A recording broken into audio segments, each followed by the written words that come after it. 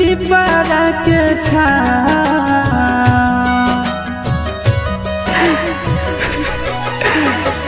देखते होतई हमरे उजाहिया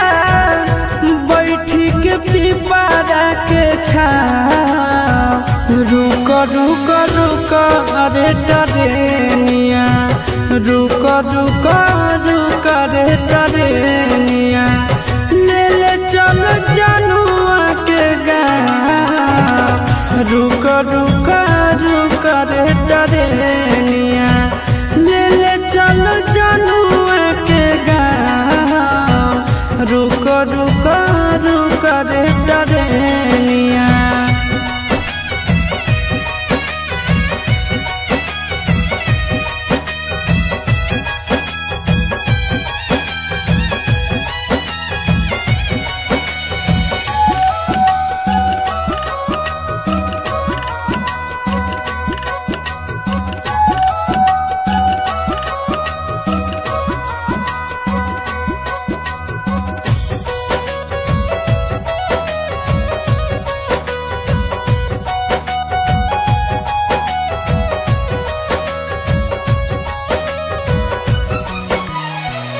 मनवा न लागत होता है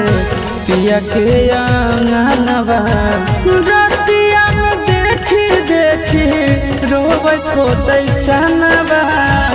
रोबत होते चनवा मनवा न लागत होता है पिया के आंगनवा रतिया में देखी देखी रोबत होते चनवा रोबत होते चनवा जबने ना बनिया गेलै पगले उ हवे हमरो पहुँचा रुक रुक रुक रे टरेनिया रुक रुक रुक रे टरेनिया ले ले चलो जनुआ के गाँव रुक रुक रुक रे टरेनिया ले ले चलो जनुआ के गाँव रुक रुक रुक।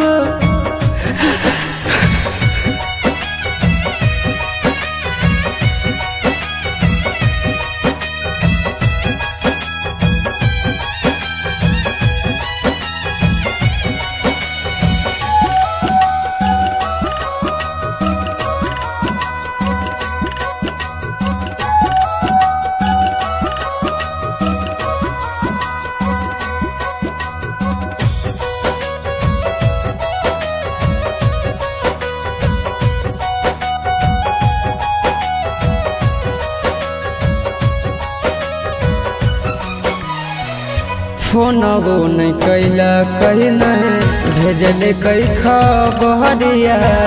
कौना देशवा में बस है जन के ससुररिया जन के ससुररिया फोनवो नहीं कैला कहीं नहीं भेजले कई खबरिया कौना देशवा में बस है जन के ससुररिया जन के ससुररिया गोरे लाल के बुझे मजबूरी बताई है आशीष के नाम रुक रुक रुक रे टरेनिया रुक रुक रुक रे टरेनिया ले ले चल जनुआ के गाँव रुक रुक रुक अरे टरेनिया